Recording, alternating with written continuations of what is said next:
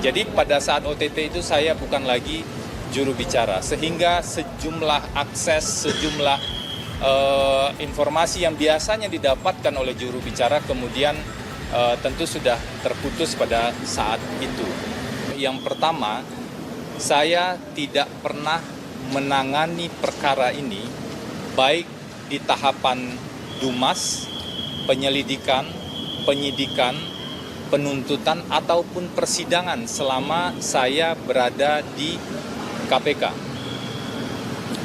Yang kedua, pada saat OTT terjadi pada tanggal 9 Januari, 8 atau 9 Januari 2020, saya bukan lagi menjadi juru bicara KPK.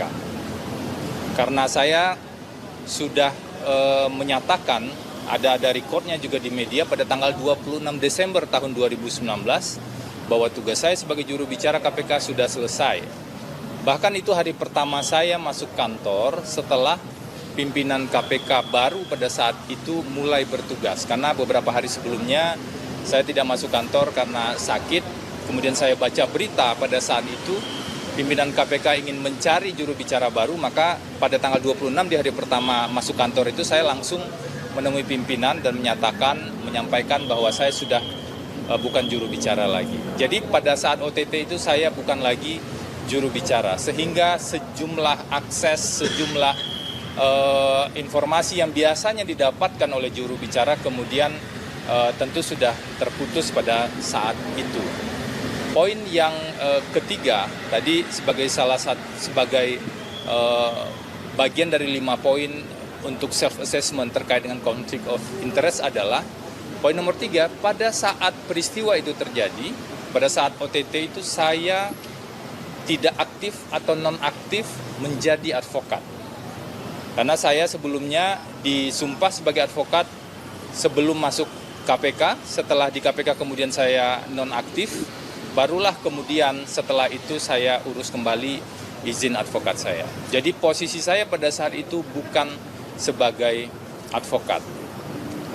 Poin yang keempat adalah saya tidak pernah menguasai informasi-informasi yang bersifat rahasia terkait dengan perkara ini setelah saya tidak lagi berada di KPK.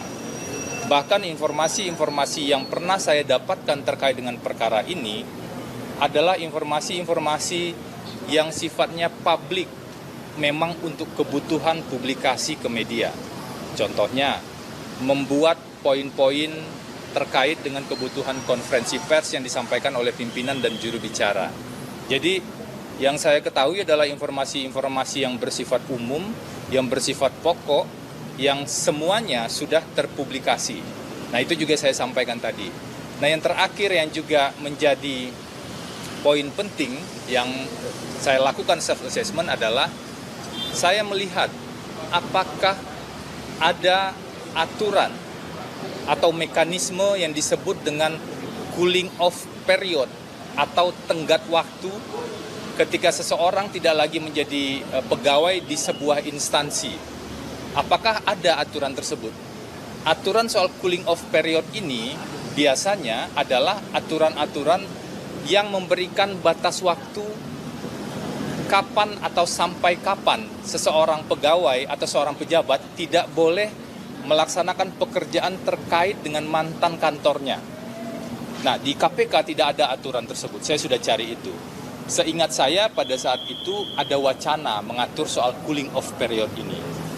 Namun sebagai bentuk kehati-hatian, itikat baik saya dan kemudian kesungguhan saya melihat aturan itu, saya mencoba menggunakan metode komparasi dan melihat aturan di instansi lain. Saya menemukan ada Permen PAN RB yang mengatur soal cooling off period itu dalam waktu 2 tahun. Jadi misalnya kalau si A itu pegawai di KPK, maka dalam waktu 2 tahun ke depan dia tidak boleh mengurusi pekerjaan-pekerjaan yang terkait dengan pekerjaan dia sebelumnya di KPK. Jadi 2 tahun waktunya menurut aturan Permen PAN RB. Kemudian saya cek juga di standar internasional, ada rekomendasi dari Basel Institute yang mengatakan waktu cooling off period adalah selama 18 bulan. Nah, sementara kalau dibandingkan dengan perkara ini, saya sudah pamit dari KPK sekitar Oktober 2020 dan baru menangani perkara ini di tahap persidangan yang sedang berjalan ini pada bulan Maret tahun 2025. Jadi sesungguhnya jaraknya jauh sekali, lebih dari 4 tahun. Nah, berdasarkan 5 aspek itulah, di self-assessment itulah kemudian saya memutuskan untuk mendampingi Pak Hasto. Mendampingi Pak Hasto ini tentu saja bukan membenarkan kalau memang ada yang salah ya, tapi menguji semua fakta yang ada di berkas perkara di forum persidangan yang terbuka untuk umum.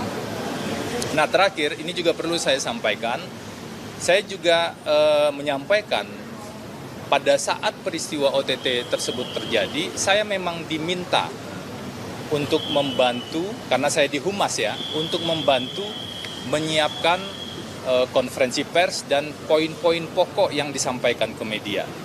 Jadi saya hadir di rapat yang terkait dan kemudian fokus saya adalah bagaimana agar informasi tersebar pada teman-teman media secara cukup, proporsional, tetapi lengkap untuk akuntabilitas pada publik.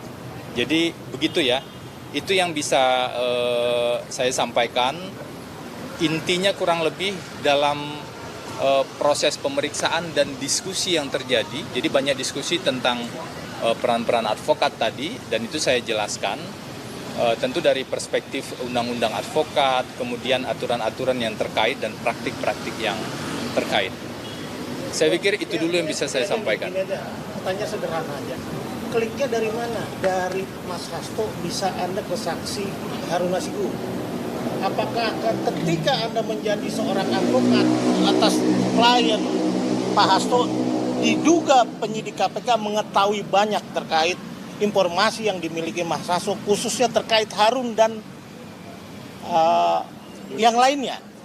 Apakah itu yang diduga kuat menjadi pemikiran penyidik sehingga harus mengkonfirmasi ke Anda soal HM dan Doni? Tidak ada konfirmasi tentang Harun Masiku ke saya. Tidak ada konfirmasi tentang misalnya hal-hal yang detail terkait dengan yang Anda tanyakan tadi.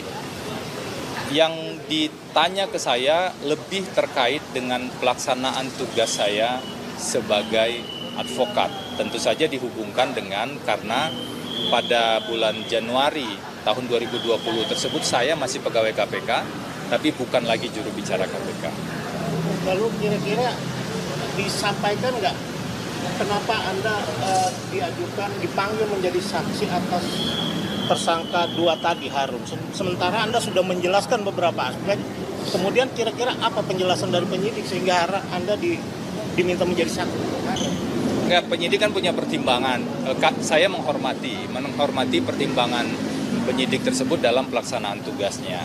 Itu saya pikir ya bentuk saya menghormati itu, saya datang kan. Kemudian ketika ada pertanyaan ya saya jawab, saya jelaskan apa adanya agar lebih clear saja sebenarnya.